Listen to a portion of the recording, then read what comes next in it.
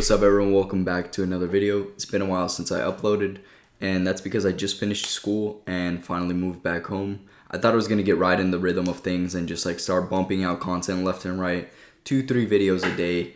But everything just kind of started hitting me like a truck. Like summertime came around, my face kind of broke out, and everything just feels like it's pulling away from me, and it's not the easiest to film, when you're not too confident in the way that you look, especially when you're trying to put yourself out there. But that's besides the point. I had a really good week. I had a 15K week last week, and I'm really grateful for that. It's a good start to this month in general. And I wanted to do a little weekly analysis for you guys, kind of show you guys what I'm expecting in the week, break down what happened so far and what this is telling us. So let's hop straight into the charts. First things first, the sell that actually made me 7K last week was from this high. So once this high was swept, you guys can see that I have this fair value gap marked out. So this looks like a wick on the daily time frame, but if we go to the 4 hour and scroll back, you'll see that it's a 4 hour FVG. And the reason why this FVG was significant is because we barely missed it when we came up here. So typically when there's a fair value gap above a high that barely missed it, it typically gives us a really good sell. And my initial position was literally in this move right here. From the high, I started selling. I layered in a lot of positions, and I took it out at 2-4-10, which aligned up with this IFVG right here on the 4 hour, and it ended up using that one to go back up into this 4 hour FVG. You can see that on the 4 hour time frame, we respected it multiple times, once, twice, and a third time before we actually ran down. And now scrolling back out to the daily time frame, we have a daily bullish fair value gap. Now this is a little too good to be true, and I do believe that within the next opening candle, we are going to run straight down through it and continue going lower. Now, the other side to this is that we have war news, and a lot of you guys have probably been getting chopped out a little bit because of this war news. It's kind of like going against whatever bias you came into the market with, and it's very difficult to trade. On gold, as the safe haven asset, we need to keep up with economic conditions in the world. And right now, there's a lot of war news, and whenever that happens, you've seen crypto prices, they're falling. Look at Bitcoin, it's down to 103. Everything else is falling as well.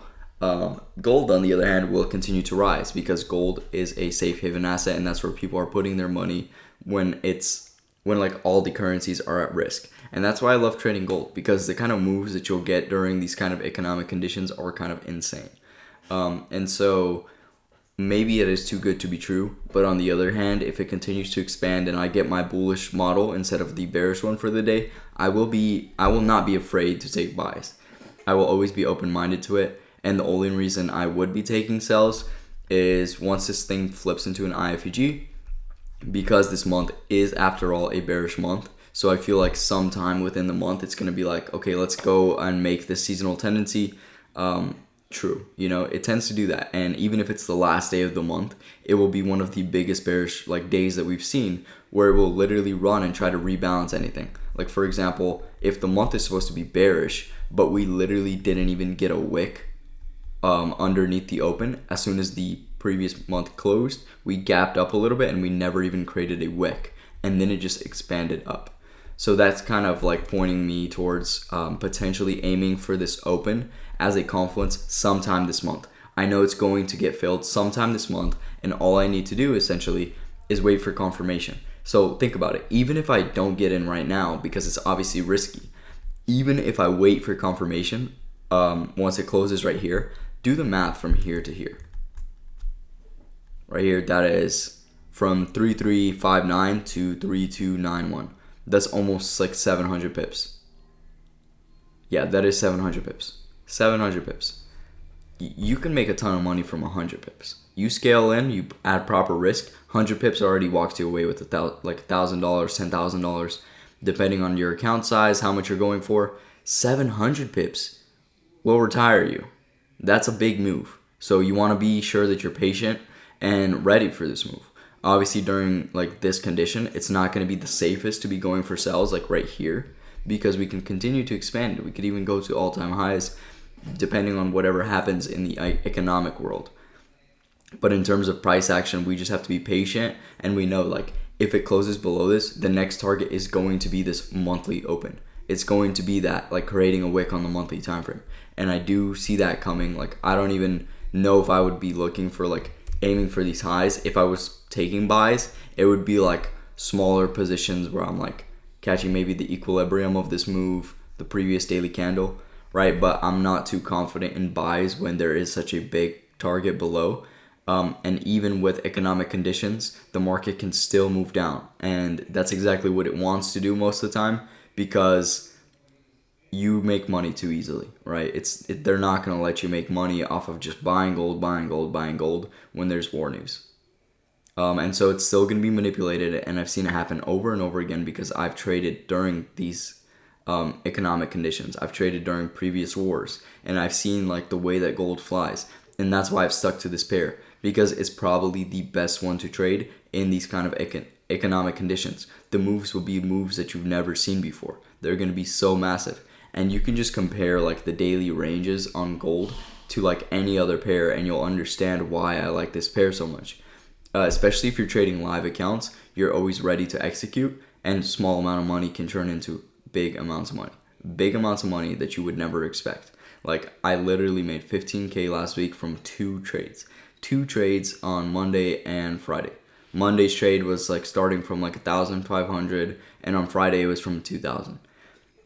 So that was a crazy like week for me, and it just kind of reminds me over and over again that I've created a system to where whenever the opportunity presents itself, I'm there to execute, and I can actually bag out on the moves in the market. So like, it's okay to like take losses. It's okay to try to get in early. It's okay, because if you're expecting something to happen, then you can get in early before it actually happens. Like this IFEG, for example. If I believe that it's going to get inverted, I can scale down and try to look for some high probability area to enter inside of here.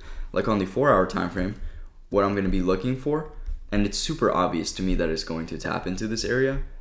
We have a FEG on the 4-hour time frame. Not even this one up here. I don't think it will actually run up there because it already rebalanced this candle without a wick. So it doesn't actually have to go back there. What it does likely want to do is tap up into this thing, which is a 4-hour FEG right above all these highs. So in the next daily range, I'm expecting that it'll likely tap into this thing. And once I start seeing the expansion down, I get my lower time frame confirmation from my IFEG. That's when I begin looking for that move. That's when I will begin executing and layering in positions for sell side. And once it actually taps back into the daily FEG, you'll see that like even though it's a bullish confluence, the moment that it taps into it is the moment that it also starts digging right through it. So it all just depends on the context. If the context is bullish, it taps into an FEG, it's going to immediately expand back. It can dip back into it and expand back again.